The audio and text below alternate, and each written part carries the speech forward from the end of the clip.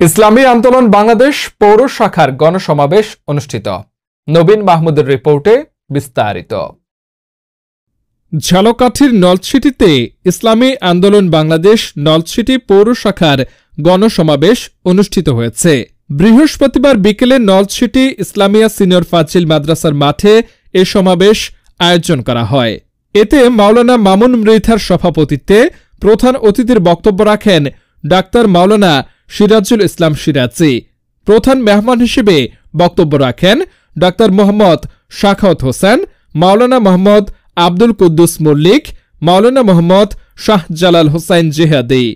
ছাত্র জনতার গণঅভ্যুত্থানে অর্জিত বিজয় রক্ষা, দেশ বিরোধী সকল ষড়যন্ত্র, দুর্নীতি, চাঁদাবাজি, সন্ত্রাস, সকল বৈষম্যের মোকাবেলা ও ভোটাধিকার রক্ষার্থে পিআর পদ্ধতিতে জাতীয় নির্বাচনের দাবিসহ ৯ দফা দাবির বাস্তবায়নের লক্ষ্যে ইসলামী আন্দোলন বাংলাদেশ নলছিটি ইসলামী আন্দোলন পৌর শাখার আয়োজনে এই গণসমাবেশ অনুষ্ঠিত হয়।